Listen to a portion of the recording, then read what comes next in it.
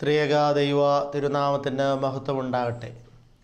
കർത്താവിൽ പ്രിയരെ, ഇന്നത്തെ ദൈവവചന ധ്യാനത്തിനും ചിന്തയ്ക്കുമായി നിങ്ങളുടെ ശ്രദ്ധയിലേക്ക് കൊണ്ടുവരുന്ന തിരുവചന ഭാഗം വിശുദ്ധ ലൂക്കോസിൻ്റെ സുവിശേഷം 17-ാം അധ്യായത്തിൻ്റെ 20-21 തിരുവചനങ്ങളാണ്. വിശുദ്ധ ലൂക്കോസ് 17-ന്റെ 20-21 വചനങ്ങൾ. ദൈവരാജ്യം എപ്പോൾ വരുന്നു എന്ന് പരീശന്മാർ ചോദിച്ചതിന്, ദൈവരാജ്യം കാണത്തക്കവണ്ണമല്ല വരുന്നത്, ഇതാ ഇവിടെ എന്നും ഇതാ അവിടെ എന്നും പറയുകയും ഇല്ല, ദൈവരാജ്യം നിങ്ങളുടെ ഇടയിൽ തന്നെ ഉണ്ടല്ലോ എന്ന് അവൻ ഉത്തരം പറഞ്ഞു.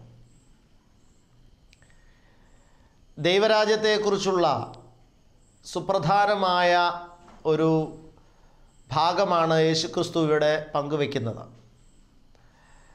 നാമും ദൈവരാജ്യത്തെക്കുറിച്ചുള്ള വിവിധങ്ങളായ ചിന്തകളും ധ്യാനങ്ങളുമൊക്കെ പലപ്പോഴും നടത്തുന്നവരാണ്. ദൈവരാജ്യത്തിൽ പോകണമെന്ന്, ജീവിക്കണമെന്ന് നമ്മളൊക്കെ ഇഷ്ടപ്പെടുന്നുണ്ട്. പക്ഷേ ദൈവരാജ്യത്തെക്കുറിച്ചുള്ള നമ്മുടെ സങ്കല്പങ്ങളിൽ എപ്പോഴും തന്നെ ഉള്ളത് നാം എവിടേക്കോ പോകുന്ന ഒരനുഭവമായിട്ടാണ്. ദൈവരാജ്യത്തിലേക്ക് നാം പോകുന്നതിനെക്കുറിച്ചാണ്, അത് വേറെ ഏതോ ഒരു ഇടത്തേക്ക് നാം പോകുന്നതിനെക്കുറിച്ചാണ് നമ്മുടെ ഉള്ളിലുള്ള ചിന്ത.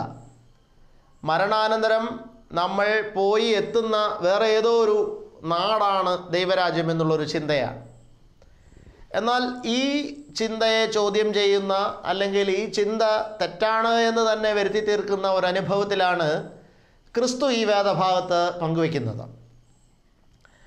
ഈ വേദഭാഗത്ത് മാത്രമല്ല, ദൈവരാജ്യത്തെക്കുറിച്ചുള്ള സുപ്രധാനമായൊരു പ്രാർത്ഥന, പ്രത്യേകിച്ച് യേശു തൻ്റെ ശിഷ്യന്മാരെ പഠിപ്പിച്ച കർത്തൃപ്രാർത്ഥന, നമ്മളൊക്കെ നിരന്തരം ചൊല്ലുന്ന സ്വർഗസ്ഥനായ ഞങ്ങളുടെ പിതാവേ എന്ന പ്രാർത്ഥനയിൽ നിൻ്റെ രാജ്യം വരണമേ എന്നാണ് പ്രാർത്ഥിക്കുന്നത് എന്ന് നമുക്കറിയാം.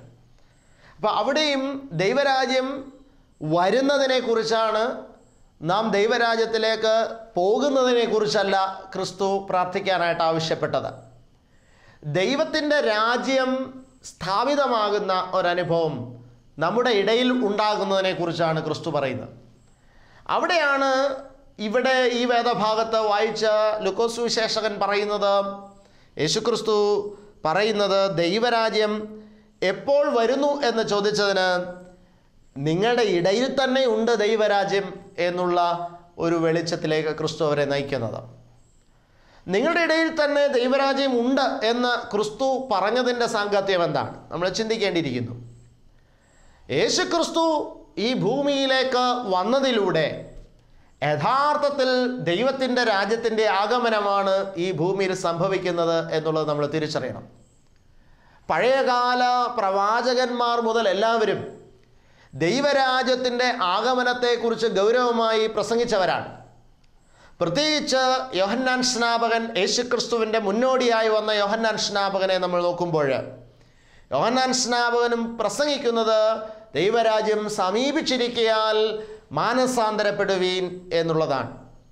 അപ്പോൾ ക്രിസ്തുവിൻ്റെ കടന്നുവരവിലൂടെ തന്നെ ദൈവരാജ്യത്തിൻ്റെ എൻട്രൻസ്, കടന്നുകയറ്റം ഈ ഭൂമിയിലേക്ക് സംഭവിച്ചു എന്ന് വേണം കരുതാൻ. പ്രിയപ്പെട്ടവരെ, അപ്പോൾ നമ്മുടെ ജീവിതത്തെ സംബന്ധിച്ചിടത്തോളം നാമും തിരിച്ചറിയേണ്ടത്, നാം ഈ ദൈവരാജ്യത്തെ കണ്ടെത്തിയോ? നമ്മുടെ ഇടയിൽ നിലനിൽക്കുന്ന ഈ ദൈവരാജ്യത്തെ നാം കണ്ടെത്തിയോ? ആ ദൈവരാജ്യത്തിൽ ജീവിക്കാൻ ഇഷ്ടപ്പെടുന്നുണ്ടോ? നമ്മളിപ്പോൾ ആ ദൈവത്തിൻ്റെ രാജ്യത്തിനകത്താണോ അതോ ദൈവത്തിൻ്റെ രാജ്യത്തിന് പുറത്താണോ തുടങ്ങിയ വസ്തുതകളാണ് നമ്മളിപ്പോൾ കണ്ടെത്തേണ്ടതുള്ളൂ. യേശുക്രിസ്തു വാസ്തവത്തിൽ തന്നോട് ചോദ്യം ചോദിച്ച പരീശന്മാരുടെ മുന്നിൽ ഒരു വലിയ ചാലഞ്ച് സൃഷ്ടിക്കുകയാണ്. ദൈവരാജ്യം എപ്പോൾ വരും എന്ന് ചോദിക്കുമ്പോൾ ആ ചോദ്യത്തിലൂടെ ഒരു എക്സ്ക്യൂസ് അന്വേഷിക്കുകയാണ് വാസ്തവത്തിൽ പരീശന്മാർ. ദൈവരാജ്യം വന്നിട്ടില്ലല്ലോ എന്നുള്ളത്. ദൈവരാജ്യം വന്നിട്ടുണ്ടെങ്കിലല്ലേ ഞങ്ങൾ അതിനകത്താണോ പുറത്താണോ എന്ന ചിന്തയ്ക്ക് പ്രസക്തിയുള്ളൂ. ദൈവരാജ്യം വന്നിട്ടില്ലെങ്കിൽ പിന്നെ വരുമ്പോൾ നോക്കിയാൽ പോരെ എന്നുള്ളൊരു ചിന്തയാണ്. ദൈവരാജ്യം വന്നിട്ടില്ല എങ്കിൽ ദൈവരാജ്യത്തിനകത്ത് കയറിയോ പുറത്തു നിൽക്കുന്നോ എന്നുള്ള ഒരു പ്രശ്നം ഉദിക്കുന്നില്ല. അതൊരു സ്വയം സേഫാക്കുന്ന, ദൈവരാജ്യത്തിന് വെളിയിൽ തങ്ങളെ തന്നെ നിർത്താൻ ശ്രമിക്കുന്ന ഒരു എക്സ്ക്യൂസിൻ്റെ ഭാഗമാണ്. പക്ഷെ അവിടെയാണ് ക്രിസ്തു ഈ പരീശന്മാരെ ചലഞ്ച് ചെയ്യുന്ന മറുപടി അവരോട് പറഞ്ഞത്. ദൈവരാജ്യം നിങ്ങളുടെ ഇടയിൽ തന്നെയുണ്ട്. ദൈവരാജ്യം നമ്മുടെ ഇടയിൽ തന്നെ ഉണ്ടെന്ന് പറയുമ്പോൾ അത് പരീശന്മാരുടെ ഉള്ളിൽ വലിയൊരു പ്രതിസന്ധി സൃഷ്ടിക്കുന്നുണ്ട്. എന്താണ് ആ പ്രതിസന്ധി? ആ ഇടയിലുള്ള ദൈവരാജ്യത്തെ ഇവർ കണ്ടെത്തിയോ എന്നുള്ള പ്രതിസന്ധിയാണ്. ആ ഇടയിലുള്ള ദൈവരാജ്യത്തിൽ ഇവർ പ്രവേശിച്ചോ എന്നുള്ള പ്രതിസന്ധിയാണ്. ആ ഇടയിലുള്ള ദൈവരാജ്യത്തോട്, ദൈവരാജ്യത്തിൻ്റെ പ്രവർത്തനങ്ങളോട് ഇവർ അനുകൂലമാണോ എന്നുള്ള ഒരു പ്രതിസന്ധിയാണ്.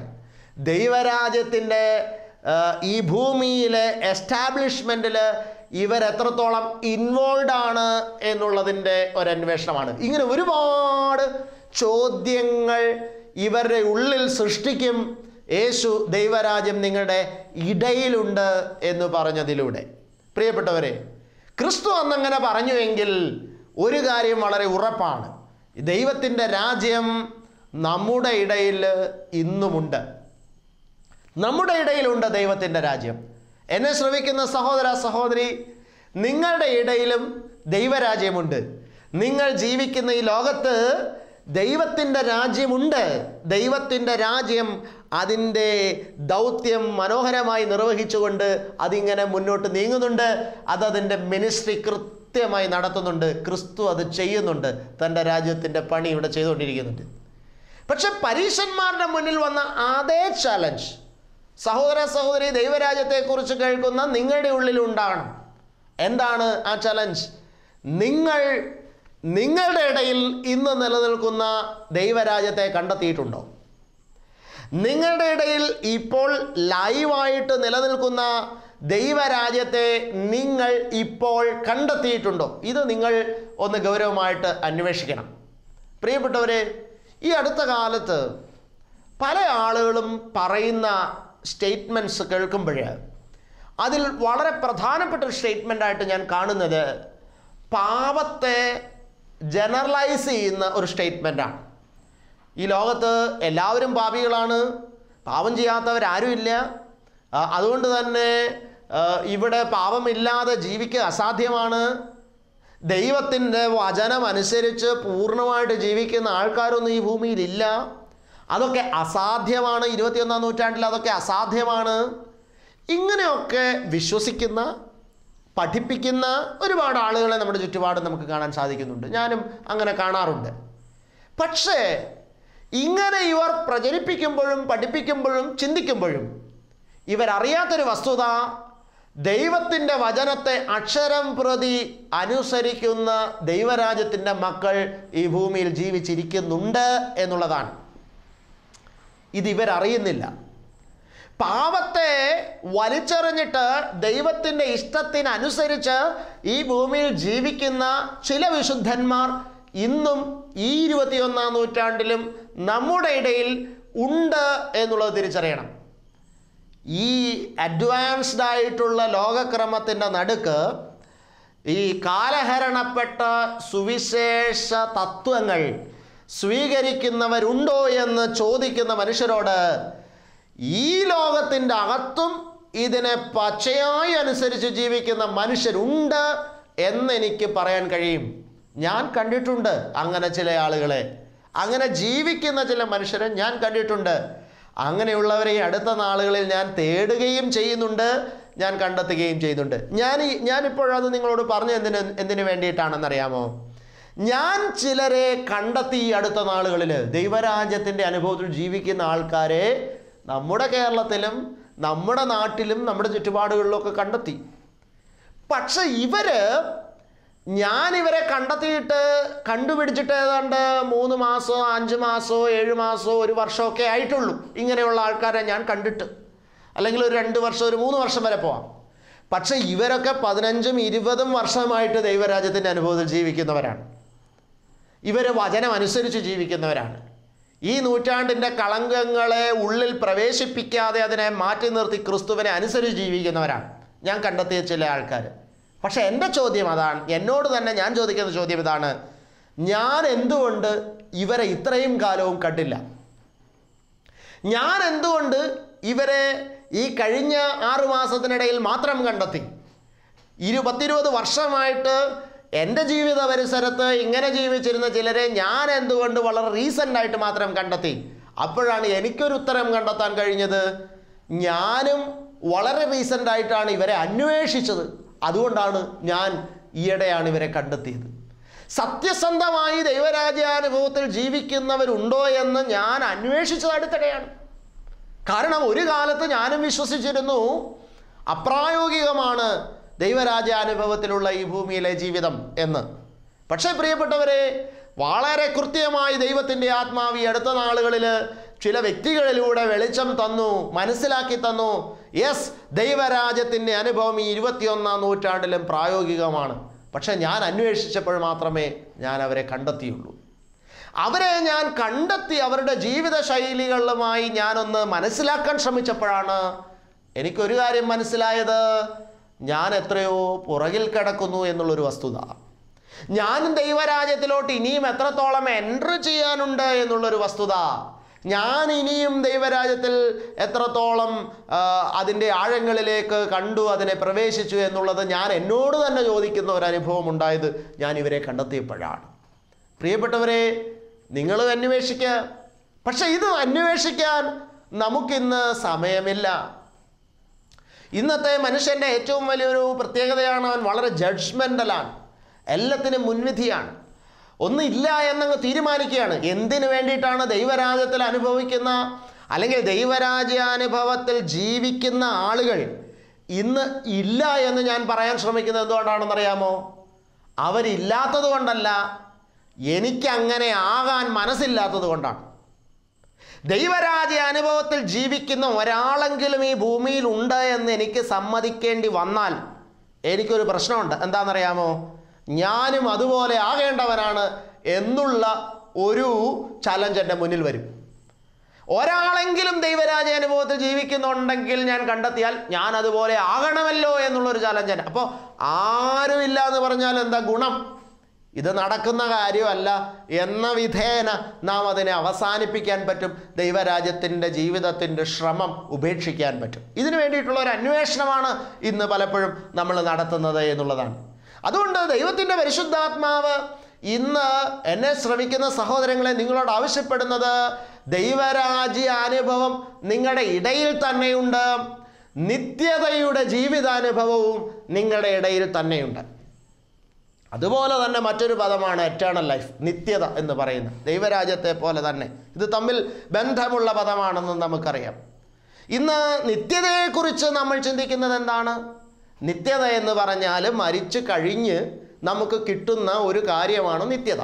മരണാനന്തരം ലഭ്യമാകുന്ന ഒരു ജീവിതാവസ്ഥയാണ് നിത്യത എന്നുള്ളതാണ് നമുക്ക് നിത്യതയെക്കുറിച്ചുള്ള ഒരു കാഴ്ചപ്പാട്. എന്നാൽ യോഹന്നാൻ്റെ സുവിശേഷം അതിൻ്റെ 17-ാം അധ്യായത്തിൻ്റെ 3-ാമത്തെ വാക്യം വായിക്കുമ്പോൾ നമുക്ക് കാണാൻ സാധിക്കും.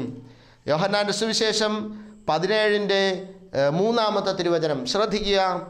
ഏകസത്യ ദൈവമായ നിന്നെയും നീ അയച്ചിരിക്കുന്ന യേശുക്രിസ്തുവിനെയും അറിയുന്നത് തന്നെ നിത്യജീവൻ ആകുന്നു. ഞാൻ ഒന്നുകൂടെ ആ വാക്ക് പറയുന്നു, ശ്രദ്ധിച്ച് കേൾക്കുക. ഏകസത്യ ദൈവമായ നിന്നെയും നീ അയച്ചിരിക്കുന്ന യേശുക്രിസ്തുവിനെയും അറിയുന്നത് തന്നെ നിത്യജീവൻ ആകുന്നു എന്ന് പറഞ്ഞാൽ എന്താണ് അതിൻ്റെ അർത്ഥം? ഒരു മനുഷ്യൻ നിത്യജീവനിലേക്ക് പ്രവേശിക്കുന്നത് മരണത്തിന് ശേഷമല്ല, മരണത്തിന് മുൻപാണ്. മരണത്തിന് മുൻപാണ്. പ്രിയപ്പെട്ടവരെ, മരണത്തിന് മുൻപ് അയാൾ ജീവിച്ചിരിക്കുമ്പോൾ തന്നെ, ശരീരപ്രകാരം ജീവിച്ചിരിക്കുമ്പോൾ തന്നെ കർത്താവായ യേശുക്രിസ്തുവിനെ അറിയുന്ന ഒരനുഭവം അവൻ്റെ ജീവിതത്തിലുണ്ടെങ്കിൽ അവൻ ഓൾറെഡി നിത്യജീവൻ്റെ അകത്ത് കയറിക്കഴിഞ്ഞു. അങ്ങനെ നിത്യജീവൻ്റെ അകത്ത് യേശുക്രിസ്തുവിനെ അറിഞ്ഞുകൊണ്ട് നിത്യജീവൻ്റെ അകത്ത് പ്രവേശിക്കപ്പെട്ട ഒരാൾ ഉണ്ടെങ്കിൽ ദൈവരാജ്യം നിങ്ങളുടെ ഇടയിലായി, നിങ്ങളുടെ ഇടയിലുണ്ട്. അങ്ങനെ എത്രയോ പേരിന്ന് ജീവിച്ചിരിക്കുന്നുണ്ട്. എൻ്റെ കാഴ്ചയിൽ വളരെ പരിമിതമായ എൻ്റെ കാഴ്ചയിൽ തന്നെ ചിലരുണ്ടെങ്കിൽ ഈ ലോകത്ത് എത്രയോ വിശുദ്ധ ജീവിതങ്ങളെ പ്രകാരം ഉണ്ടാകും പ്രിയപ്പെട്ടവരെ. അതുകൊണ്ട് നിങ്ങൾ തിരിച്ചറിയണം, ദൈവരാജ്യത്തിലേക്ക് പ്രവേശിക്കുക എന്ന് പറഞ്ഞാൽ മരിച്ചു കഴിഞ്ഞ് കയറേണ്ട ഒരു സ്ഥലമല്ല. നിത്യതയിലേക്ക് പ്രവേശിച്ചു കയറുക എന്ന് പറയുന്നത് മരിച്ചു കഴിഞ്ഞ് കയറേണ്ട സ്ഥലമല്ല. ഇത് രണ്ടും നിങ്ങൾ പ്രത്യേകമായി നോട്ട് ചെയ്യണം. ജീവിച്ചിരിക്കുമ്പോൾ തന്നെ നിത്യതയിലേക്ക് പ്രവേശിക്കാൻ എനിക്ക് പറ്റണം. ഒരു പരിധിവരെ മരിച്ചു കഴിഞ്ഞ് നമുക്കതിലോട്ട് കയറാനും പറ്റത്തില്ല. അതാണ് പ്രശ്നം. ജീവിച്ചിരിക്കുമ്പോൾ തന്നെ എൻ്റെ പ്രവർത്തിക്കനുസൃതമായിട്ടാണ് എൻ്റെ നിത്യത നിശ്ചയിക്കപ്പെടുന്നത്. ഞാൻ ജീവിച്ചിരിക്കുമ്പോൾ എനിക്കിതിനുള്ളിൽ പ്രവേശിക്കാൻ കഴിഞ്ഞാൽ മാത്രമാണ് മരണാനന്തരം അതിൽ കണ്ടിന്യൂ ചെയ്യാൻ എനിക്ക് പറ്റത്തുള്ളൂ. മരണാനന്തരം ഞാൻ നിത്യതയിൽ തുടരുകയാണ്, നിത്യതയിൽ പ്രവേശിക്കുകയല്ല. അതാണ് പ്രിയപ്പെട്ടവരെ യഥാർത്ഥത്തിൽ നമ്മുടെ ജീവിതത്തിൽ സംഭവിക്കേണ്ടത്. അപ്പോൾ നിത്യതയിലേക്കുള്ള എൻട്രൻസ്, അതിൻ്റെ ബോർഡിംഗ് പാസ്സായിട്ട് ഈ ഭൂമിയിൽ വെച്ച് തന്നെ നടക്കേണ്ട ഒരു സുപ്രധാനമായ കാര്യത്തെക്കുറിച്ചാണ് യോഹന്നാൻ സുവിശേഷകൻ പറഞ്ഞത്. ഏക സത്യ ദൈവമായ നിന്നെയും നീ അയച്ചിരിക്കുന്ന യേശുവിനെയും അറിയുന്നത് തന്നെ നിത്യജീവനാകുന്നു. അപ്പോൾ യേശുക്രിസ്തുവും സ്വർഗീയ പിതാവുമായിട്ടുള്ള ഒരു അറിവാണ് നിത്യജീവനിലേക്കുള്ള എൻട്രൻസ് അല്ലെങ്കിൽ ബോഡി പാസ്. എന്താണ് അറിയുക എന്ന പദം കൊണ്ട് ഇവിടെ ഉദ്ദേശിക്കുന്നത്? അറിയുക എന്ന പദം കൊണ്ട് വേദപുസ്തക ഭാഷയിൽ അറിയുക എന്ന പദത്തിന് ഒരുപാട് ആഴമായ അർത്ഥതലങ്ങളുണ്ട് എന്ന് നമുക്ക് കാണാൻ സാധിക്കും. അറിയുക എന്ന് പറഞ്ഞാൽ വേദപുസ്തക പശ്ചാത്തലത്തിൽ ഉപയോഗിച്ചിരിക്കുന്നത് പ്രധാനമായും ഭാര്യ ഭർത്തൃ ബന്ധത്തിലെ ഒന്നാകലിനെ കുറിച്ച് ഉപയോഗിച്ചിരിക്കുന്ന ഒരു പദമായിട്ടാണ് അറിയുക എന്ന് പറയുന്നത് ഉപയോഗിക്കപ്പെട്ടിരിക്കുന്നത്. എന്ന് പറഞ്ഞാൽ നമുക്കറിയാം, ഭാര്യയും ഭർത്താവും ഒന്നാകുന്ന, അവരിൽ ഒരു സംയോജനമുണ്ടാകുന്ന ഒരു ജീവിതാവസ്ഥയെക്കുറിച്ച് അവൻ അവളെ അറിഞ്ഞു എന്ന പദം പലയിടങ്ങളിലും ഭാര്യാഭർത്തൃബന്ധത്തെ അവരുടെ ഒന്നാകലിനെ സൂചിപ്പിച്ചുകൊണ്ട് ഉപയോഗിച്ചിട്ടുണ്ട്. അവൻ അവളെ അറിഞ്ഞു എന്ന് പറഞ്ഞാൽ ശരീരം കൊണ്ട്, മനസ്സുകൊണ്ട്, ആത്മാവ് കൊണ്ടെല്ലാം ഒന്നായി ചേരുന്ന, ലയിക്കുന്ന ഒരു പ്രക്രിയയാണ് അറിയുക. അപ്പോൾ ഏകസത്യ ദൈവമാകുന്ന നിന്നെയും നീ അയച്ച യേശുക്രിസ്തുവിനെ അറിയുക എന്ന് പറഞ്ഞാൽ അതൊരു ഒരു ഒരു പേഴ്സണൽ റിലേഷൻഷിപ്പ് വിത്ത് ഗാഡ്, ഒരു തീവ്രമായ ഒരു ഫെല്ലോഷിപ്പ് എക്സ്പീരിയൻസിനെയാണ് അവിടെ സൂചിപ്പിക്കുന്നത്. പിതാവായ ദൈവം പുത്രനായ ക്രിസ്തുവുമായിട്ട് എനിക്കുള്ള തീവ്രമായ ഒരു ഒന്നാകലിൻ്റെ, ഒരു കൂട്ടായ്മയുടെ അനുഭവത്തെക്കുറിച്ചാണ് അവിടെ സൂചിപ്പിക്കുന്നത്. പ്രിയപ്പെട്ടവരെ, ഈ കൂട്ടായ്മയുടെ അനുഭവം നമ്മുടെ ജീവിതത്തിൽ ഉണ്ടോ എന്നുള്ളതാണ് നമ്മൾ വളരെ ഗൗരവമായി പരിശോധിക്കേണ്ടത്. പലപ്പോഴും ഈ കൂട്ടായ്മയിലേക്ക് നമ്മൾ പ്രവേശിച്ചിട്ടില്ല. യോഹന്നാൻ്റെ ലേഖനത്തിലെ ഒരു വാക്യം കൂടെ നിങ്ങളോട് ഇതിനോട് ചേർന്ന് ഓർമ്മിപ്പിക്കാൻ ഞാൻ ആഗ്രഹിക്കുന്നു. 1 യോഹന്നാൻ 1-ാം അധ്യായത്തിൻ്റെ 3-ാമത്തെ വാക്യമാണ്. 1 യോഹന്നാൻ 1:3 അവിടെ പറയുന്നു, ഞങ്ങൾ കണ്ടും കേട്ടുമുള്ളത് നിങ്ങൾക്ക് ഞങ്ങളോട് കൂട്ടായ്മ ഉണ്ടാകേണ്ടതിന് നിങ്ങളോട് അറിയിക്കുന്നു. എന്നിട്ട് പറയാണ്, ഞങ്ങളുടെ കൂട്ടായ്മയോ പിതാവിനോടും അവൻ്റെ പുത്രനായ യേശുക്രിസ്തുവിനോടും ആകുന്നു. ഞങ്ങളുടെ കൂട്ടായ്മയോ പിതാവിനോടും അവൻ്റെ പുത്രനായ യേശുക്രിസ്തുവിനോടുമാകുന്നു. പ്രിയപ്പെട്ടവരെ, അപ്പോൾ പിതാവായ ദൈവത്തോടും പുത്രനായ യേശുക്രിസ്തുവിനോടുമൊപ്പം തീവ്രമായ ഒരു ഫെല്ലോഷിപ്പ് ആചരിക്കുന്ന അനുഭവം ശിഷ്യന്മാരുടെ ജീവിതത്തിൽ ഉണ്ടായിരുന്നു. അപ്രകാരം നിങ്ങളും ദൈവപിതാവും യേശുവുമായിട്ടൊരു കൂട്ടായ്മയിലേക്ക് വരണം. ആ കൂട്ടായ്മ അനുഭവം നിങ്ങളുടെ ജീവിതത്തിൽ വന്നു കഴിഞ്ഞാൽ നിങ്ങൾ നിത്യജീവനിലേക്ക് പ്രവേശിച്ചു കഴിഞ്ഞു. പ്രിയപ്പെട്ടവരെ, നിങ്ങൾ ഇന്ന് ആ കൂട്ടായ്മയിലാണോ? ഇതാണ് നിങ്ങൾ പരിശോധിക്കേണ്ടത്. ഇന്ന് പിതാവായ ദൈവവും പുത്രനായ യേശുക്രിസ്തുവും തമ്മിലുള്ള കൂട്ടായ്മയിലാണോ നിങ്ങൾ? കൂട്ടായ്മ എന്ന് പറഞ്ഞാൽ എന്താ? കൂട്ടായ്മ എന്ന് പറഞ്ഞാൽ പരസ്പരം അറിയുന്ന ഒരനുഭവമാണ് കൂട്ടായ്മ. ഇപ്പോൾ എനിക്ക് ഒരാളെ അറിയാം, അയാൾക്ക് എന്നെ അറിയില്ല എങ്കിൽ അത് കൂട്ടായ്മയല്ല, അത് അറിവ് മാത്രമാണ്. ഇപ്പോൾ ഞാൻ കേരളത്തിൻ്റെ മുഖ്യമന്ത്രിയെ എനിക്കറിയാം, പക്ഷേ കേരളത്തിൻ്റെ മുഖ്യമന്ത്രിക്ക് എന്നെ അറിയില്ല. അപ്പോൾ ഞങ്ങൾ തമ്മിൽ കൂട്ടായ്മയില്ല. കേരളത്തിൻ്റെ മുഖ്യമന്ത്രിയെ എനിക്കറിയാം, പക്ഷേ അദ്ദേഹത്തിന് എന്നെ അറിയില്ലാത്തത് കൊണ്ട് തന്നെ ഞങ്ങൾക്ക് തമ്മിൽ കൂട്ടായ്മയില്ല. പക്ഷേ അദ്ദേഹം എന്നെ അറിയുമെങ്കിലോ, ഞാൻ അദ്ദേഹത്തെയും അറിയും, അദ്ദേഹം എന്നെയും അറിയുമെങ്കിൽ ഞങ്ങൾക്ക് തമ്മിൽ കൂട്ടായ്മയുണ്ട്. അത് വെറുതെ അറിഞ്ഞാൽ പോരാ, കൂട്ടായ്മയുണ്ട് എന്ന് പറയണമെങ്കിൽ ഞങ്ങൾ തമ്മിൽ നിരന്തരമായി ഇടപഴകലുകൾ വേണം. എങ്കിലാണ് കൂട്ടായ്മയുണ്ട് എന്ന് പറയാൻ പറ്റത്തുള്ളൂ. നിരന്തരമായ ഇടപഴകലുകൾ ഞങ്ങളുടെ ഇടയിൽ വേണം, എങ്കിൽ കൂട്ടായ്മയുണ്ട്.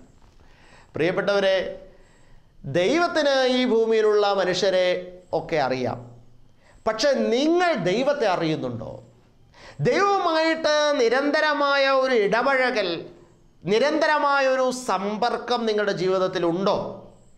പ്രിയപ്പെട്ടവരെ, അങ്ങനെ ഇല്ല എന്നുണ്ടെങ്കിൽ നിങ്ങൾക്ക് ദൈവവുമായിട്ട് കൂട്ടായ്മയില്ല, ക്രിസ്തുവുമായിട്ട് കൂട്ടായ്മയില്ല. ആ സമ്പർക്കം എന്ന് പറയുന്നത് ഏത് വിഷയത്തിലാണ്? ചിലപ്പോൾ നിങ്ങൾ പറയും നിങ്ങൾ പ്രാർത്ഥിക്കുന്നവരാണെന്ന് പറയും. എന്തിനു വേണ്ടിയാണ് പ്രാർത്ഥിക്കുന്നത്? നിങ്ങളുടെ ഭൗതിക ആവശ്യത്തിന് വേണ്ടി പ്രാർത്ഥിക്കുന്നു.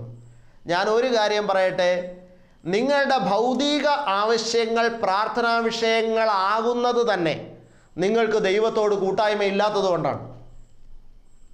ഞാനൊന്നുകൂടെ പറയുക, ശ്രദ്ധിച്ചു കേട്ടോ. നിങ്ങളുടെ ഭൗതിക വിഷയങ്ങൾ നിങ്ങളുടെ പ്രാർത്ഥനാ വിഷയങ്ങളാകുന്നത് തന്നെ നിങ്ങൾക്ക് ദൈവത്തോട് കൂട്ടായ്മ ഇല്ലാത്തത് കൊണ്ടാണ്. കാരണം കൂട്ടായ്മയുള്ള ഒരാൾ മറ്റേയാളെ നന്നായി അറിയും. യേശുക്രിസ്തുവുമായിട്ട് കൂട്ടായ്മയുള്ള ഒരാൾക്ക് നിങ്ങൾ ഒന്നിനെക്കുറിച്ചും വിചാരപ്പെടണ്ട. നിങ്ങൾ എന്ത് തിന്നും, എന്ത് കുടിക്കും, എന്ത് കൊടുക്കും എന്നുള്ളതിനെക്കുറിച്ച് ഭാരപ്പെടണ്ട. നിങ്ങൾക്ക് വേണ്ടുന്നത് ഞാൻ കരുതിക്കൊള്ളാം എന്നൊക്കെയുള്ള യേശുക്രിസ്തുവിൻ്റെ വാഗ്ദാനങ്ങളിൽ ഉറപ്പുള്ളവരായിരിക്കും കൂട്ടായ്മയുള്ളവൻ. ആ ഉറപ്പുള്ളവൻ ഒരിക്കലും തൻ്റെ ഭൗതികമായ ഒരു ആവശ്യം ക്രിസ്തുവിനോട് ചോദിക്കില്ല. കാരണം എൻ്റെ ദൈവത്തിന് എന്നെ നന്നായി അറിയാമെന്നുള്ള ഉറപ്പ് എനിക്ക് ആ ഫെല്ലോഷിപ്പിലൂടെ കിട്ടിയിട്ടുണ്ടെന്നേ. പിന്നെ എന്തിനാണ് ഞാൻ ചോദിക്കുന്നത്? കൂട്ടായ്മ ഇല്ലാത്തൊരു വ്യക്തിയാണ് ഭൗതിക വിഷയങ്ങൾ ദൈവത്തോട് ചോദിക്കുന്നത്. എന്നെ കരുതിക്കൊള്ളുമെന്ന ബോധ്യം ക്രിസ്തുവിനെ കുറിച്ച് നമുക്കില്ലാത്തത് തന്നെ അവനോട് കൂട്ടായ്മയില്ലാത്തതുകൊണ്ടാണ്.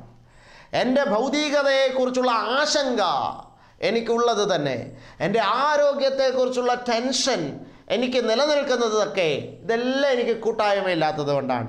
കൂട്ടായ്മയുള്ള വ്യക്തി യഥാർത്ഥത്തിൽ സ്വതന്ത്രനാണ്. ആ വ്യക്തി ഒരർത്ഥത്തിലും ഒരു പ്രഷർ ജീവിതത്തിൽ അനുഭവിക്കുന്നില്ല. ആ വ്യക്തിയുടെ ജീവിതത്തിൽ പ്രശ്നങ്ങളുണ്ടാവും. പ്രശ്നങ്ങളില്ല എന്നൊന്നുമല്ല പ്രശ്നങ്ങളെല്ലാം മനുഷ്യർക്ക് ഈ ഭൂമിയിലുണ്ടാവും. പക്ഷേ ആ പ്രശ്നങ്ങളൊന്നും ഇവനൊരു പ്രശ്നമായിരിക്കുകയില്ല കൂട്ടായ്മയുള്ളൊരു വ്യക്തിക്ക്. യഥാർത്ഥത്തിൽ ദൈവത്തോട് കൂട്ടായ്മയുള്ളൊരു വ്യക്തി തൻ്റെ പ്രശ്നങ്ങളെ ആവേശപൂർവ്വം നേരിടും. കാരണം ഈ ഭൂമിയിൽ താൻ ഞെരുക്കം അനുഭവിക്കുമ്പോൾ അത് സ്വർഗത്തിൽ പ്രതിഫലം വർദ്ധിക്കുകയാണെന്നുള്ള ബോധം അയാൾക്കുണ്ടാകും. കൂട്ടായ്മയുള്ളൊരു മനുഷ്യന്. നമുക്ക് കൂട്ടായ്മ ഉണ്ട് എന്ന് പറയുന്നുണ്ട്, പക്ഷേ നമ്മൾ ഇരുട്ടിൽ വസിക്കുന്ന അനുഭവമാണ് പലപ്പോഴും നമുക്കുള്ളത്. അതുകൊണ്ടാണ് 1 യോഹന്നാൻ 1:6 അവനോട് കൂട്ടായ്മ ഉണ്ട് എന്ന് പറയുകയും ഇരുട്ടിൽ നടക്കുകയും ചെയ്താൽ നാം ഭോഷ്ക് പറയുന്നു, സത്യം പ്രവർത്തിക്കുന്നതുമില്ല. അവനോട് കൂട്ടായ്മ ഉണ്ട് എന്ന് പറയുകയും നാം ഇരുട്ടിൽ നടക്കുകയും ചെയ്താൽ നാം ഭോഷ്ക് പറയുന്നു, നാം സത്യം പ്രവർത്തിക്കുന്നില്ല. പ്രിയപ്പെട്ടവരെ, അതുകൊണ്ട് ക്രിസ്തുവിനോടുള്ള കൂട്ടായ്മയുടെ ആ ഒരു അനുഭവം നമ്മളിൽ ഉണ്ടെങ്കിൽ നാം വെളിച്ചത്തിൽ ജീവിക്കുന്നവരായിരിക്കും. വെളിച്ചമുള്ളവന് തപ്പിത്തടയേണ്ട ആവശ്യമില്ല. ഇരുട്ടിൽ വസിക്കുന്നവനാണ് തപ്പിത്തടയുന്നത്. ഇരുട്ടത്ത് തപ്പിത്തടയുവാണെന്ന് പറയത്തില്ലേ? അങ്ങനെ ഒരു ഫ്രേസ് തന്നെ ഇല്ലേ? അവൻ ഇരുട്ടത്ത് കിടന്ന് തപ്പിത്തടയുകയാണെന്ന് പറയത്തില്ലേ? പ്രിയപ്പെട്ടവരെ, വെളിച്ചമുള്ളവന് തപ്പിത്തടയേണ്ട കാര്യമില്ല. അവൻ ഉറപ്പുണ്ട് തൻ്റെ മുന്നിൽ കാണുന്നത് എന്താണെന്ന്. തൻ്റെ മുന്നിൽ എന്തു നടക്കുമെന്ന് അവന് കാണാം. അവന് കാഴ്ചയുണ്ട്. വെളിച്ചമുള്ളത് കൊണ്ട് തന്നെ അവന് കാഴ്ചയുണ്ട്. പ്രിയപ്പെട്ടവരെ, അതുകൊണ്ട് തന്നെ തൻ്റെ മുന്നിൽ നടക്കാനിരിക്കുന്നതിനെക്കുറിച്ചുള്ള കൺഫ്യൂഷനോ ആശങ്കയോ അവൻ്റെ ഹൃദയത്തെ ഭരിക്കുന്നില്ല എന്ന് വേണം കരുതാൻ. അപ്പം അതുകൊണ്ട് ഈ കൂട്ടായ്മയിലേക്ക്, ഈ അറിവിലേക്ക് നമ്മൾ ക്രിസ്തുവുമായിട്ടുള്ള ബന്ധത്തിൽ കടന്നു വന്നാൽ പ്രിയപ്പെട്ടവരെ, അവിടെ നാം നിത്യജീവനിലേക്ക് പ്രവേശിച്ചിരിക്കുന്നു. ആ നിത്യജീവനിലേക്കുള്ള നമ്മളുടെ പ്രവേശനം അത് ദൈവരാജ്യത്തിലേക്കുള്ള എൻട്രൻസ് ആണ്. അങ്ങനെ നാം പ്രവേശിച്ചാൽ നാമും ദൈവരാജ്യത്തിൻ്റെ അകത്താവും. ആ കൂട്ടായ്മയിലൂടെ ദൈവരാജ്യം. അപ്പോൾ നാമും ഈ ദൈവരാജ്യം നിങ്ങളുടെ ഇടയിൽ ഉണ്ട് എന്ന് ക്രിസ്തു പറഞ്ഞുവെങ്കിൽ 21-ാം നൂറ്റാണ്ടിൽ ഈ ലോകത്തിൻ്റെ ഇടയിലുള്ള ദൈവരാജ്യത്തിലെ ഒരു ഭിത്തിയായി, ഒരു തൂണായി ഞാനിങ്ങനെ നിലകൊള്ളും. ക്രിസ്തു അതാണ് നമ്മെക്കുറിച്ച് സ്വപ്നം കാണുന്നത്. ക്രിസ്തുവിൻ്റെ ആ സ്വപ്നം നടക്കുമ്പോഴാണ് നിത്യതയുടെ സ്വാതന്ത്ര്യം ഈ ഭൂമിയിൽ വെച്ചേ നമ്മൾ എക്സ്പീരിയൻസ് ചെയ്യുന്നത്. ഈ ജീവിതത്തിൻ്റെ ഇടയ്ക്ക് തന്നെ ഈ ദൈവരാജ്യത്തിൻ്റെ സ്വാതന്ത്ര്യം നമ്മൾ എക്സ്പീരിയൻസ് ചെയ്യുന്ന ഒരനുഭവം ഉണ്ടാവുകയാണ്. പ്രിയപ്പെട്ടവരെ, അതുകൊണ്ട് നമുക്കവനെ അറിയാൻ ശ്രമിക്കാം. നമുക്കവനെ അറിഞ്ഞ് അവനോട് കൂടെ ആഴവും ആത്മാർത്ഥവും ശക്തവുമായൊരു റിലേഷൻഷിപ്പ് ബിൽഡപ്പ് ചെയ്യാൻ ശ്രമിക്കാം. ആ റിലേഷൻഷിപ്പിലൂടെ നിത്യതയുടെ ദൈവാനുഭവവും സ്വാതന്ത്ര്യവും സ്വന്തമാക്കുവാനായിട്ട് നമുക്ക് സാധിക്കട്ടെ. ഈ ഭൂമിയിൽ വെച്ച് നിത്യതയിൽ പ്രവേശിക്കുന്ന ദൈവരാജ്യത്തിൻ്റെ ഉള്ളിൽ കടന്ന് ആ ദൈവരാജ്യത്തിൻ്റെ സ്വാതന്ത്ര്യം എക്സ്പീരിയൻസ് ചെയ്യുന്ന വ്യക്തികളായി മാറാൻ ദൈവത്തിൻ്റെ പരിശുദ്ധ റൂഹ നിങ്ങളെ സഹായിക്കട്ടെ എന്ന് ആശംസിച്ചുകൊണ്ട് വചന ശുശ്രൂഷ അവസാനിപ്പിക്കുന്നു. നമുക്ക് പ്രാർത്ഥിക്കാം. കരുണാസമ്പന്നനായ തമ്പുരാനെ, കേൾപ്പിച്ച വചനങ്ങൾക്കായി സ്തോത്രം. തമ്പുരാനെ, നിത്യതയുടെ വെളിച്ചത്തിലേക്ക്, സ്വാതന്ത്ര്യത്തിലേക്ക് ഞങ്ങളെ നയിക്കണമേ. ദൈവരാജ്യം ഞങ്ങൾക്ക് എവിടെയോ പോകേണ്ട ഒരിടമായി, മരണാനന്തരം പോകേണ്ട ഒരിടമായിട്ടാണ് ഞങ്ങൾ പലപ്പോഴും കണ്ടിരുന്നത്. എന്നാൽ ജീവിതത്തിൽ തന്നെ പ്രവേശിക്കേണ്ട ഒരിടമായിട്ട് ഇന്ന് ഞങ്ങൾക്ക് ഒന്നുകൂടെ വെളിപ്പെടുത്തിയതിനായി അങ്ങയെ സ്തുതിക്കുന്നു. അങ്ങനെ ദൈവരാജ്യത്തിലേക്ക്, നിത്യതയിലേക്ക് ഞാൻ പ്രവേശിക്കുന്നത് ക്രിസ്തുവും പിതാവുമായിട്ടുള്ള അറിവിലൂടെയും കൂട്ടായ്മ ബന്ധത്തിലൂടെയുമാണ് എന്നുള്ള വെളിച്ചവും അവിടുന്ന് തന്നതിനായി സ്തോത്രം. നാഥ, ഇരുട്ടിൽ നടന്നുകൊണ്ട് ഭോഷ്ക് പറയുന്ന ദൈവരാജ്യത്തിൻ്റെ കാപട്യം കാണിച്ചു ജീവിക്കുന്നവരാക്കി ഞങ്ങളെ അവിടുന്ന് മാറ്റരുതേ. യഥാർത്ഥ ദൈവരാജ്യാനുഭവം ഈ ലോകത്തിലെ പ്രതിസന്ധികളുടെ നടുവിലും അനുഭവിക്കുന്ന ഒരു വ്യക്തിത്വമാക്കി എന്നെ അവിടുന്ന് പരിണമിപ്പിക്കണമേ. വിശുദ്ധമാതാവേ, സകല വിശുദ്ധരെ പിതാക്കന്മാരെ ഞങ്ങൾക്ക് വേണ്ടി അപേക്ഷിക്കണമേ. പിതാവിൻ്റെയും പുത്രൻ്റെയും പരിശുദ്ധാത്മാവിൻ്റെയും നാമത്തിൽ തന്നെ. ആമേൻ.